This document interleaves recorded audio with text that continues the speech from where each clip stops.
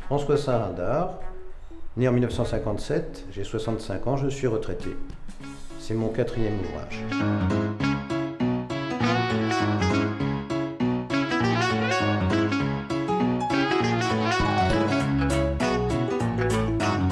Pourquoi? Parce que le dernier ouvrage paru à ce sujet date de 1994. Il était l'œuvre de Françoise Autran, une grande historienne par ailleurs, qui avait déjà été biographe de Charles VI. Donc quand même, la distance est longue depuis cette période, et il s'agissait de combler un vide, parce que certaines choses que j'aborde n'ont jamais été dites. On était dans la géographie plutôt que dans l'histoire, comment dire, excentrée par rapport à sa période de vie. 1338-1380, c'est 42 ans, c'est une moyenne générale à l'époque. 1380, ça lui laisse en fait 16 ans de règne. À la mort de son père, Jean le Bon, en 1364, il règne 16 ans. C'est très peu, ça excuse beaucoup de choses qu'il n'a pu accomplir définitivement et totalement, qu'il aurait sans doute souhaité accomplir. Voilà ce que je peux dire en réponse à votre question préliminaire.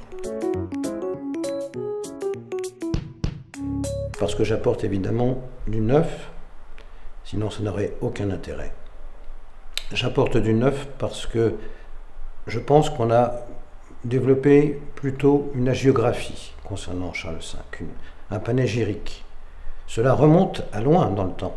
Cela remonte à l'époque de Christine de Pisan, qui a été sollicitée par Philippe le Hardi, duc de Bourgogne, en concurrence avec une mythographie née autour de Du Guesclin, un poète cuvelier avait écrit un poème d'une longueur infinie avec des milliers de vers, et il s'agissait de ne pas laisser sans réponse cette glorification de Bertrand du Guesclin, connétable de Charles V. Et pour cela, donc, Philippe le Hardi a fait appel à Christine de Pisan, qui a écrit un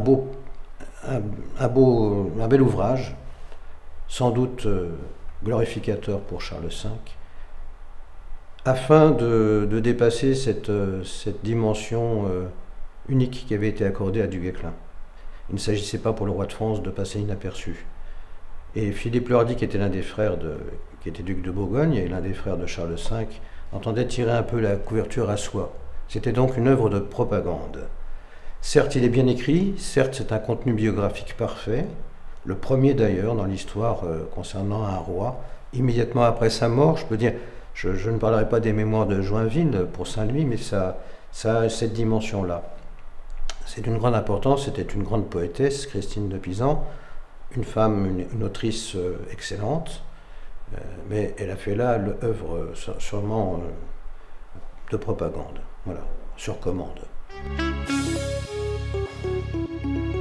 Je l'ai dit, en fait, je ne voulais pas me borner aux limites chronologiques de la naissance et de la mort de Charles V. Il est important de regarder au-delà, parce qu'on s'aperçoit qu'en fait, son œuvre a laissé aux Anglais la possibilité de revenir sur notre territoire. On était en pleine guerre de 100 ans. Certes, il est l'auteur de la recouvrance du royaume, des provinces perdues pendant la période où on a signé le traité de Bretigny, confirmé à Calais, qui nous empiète d'un bon tiers, voire d'un bon quart du royaume. Et puis, ma foi, Charles V a usé d'une stratégie qui était logique. Il refusait la bataille rangée, qui a été désastreuse, puisque ça a été le cas à Crécy en 1346, à Poitiers en 1356. Cela fait 2 lourdes défaites. Il n'a jamais voulu reproduire ce schéma. Et voilà donc qu'il a eu l'idée d'une stratégie qui était d'affrontement avec les Anglais, mais de manière un peu détournée par grignotage, par guerre de siège, certainement pas par affrontement direct en bataille publique. Son règne est donc encadré par des révoltes. La première, c'est Étienne Marcel. Avant son règne et après son règne, ça va se multiplier. Il est vrai que ça se répand comme traînée de poudre en Europe occidentale à ce moment-là.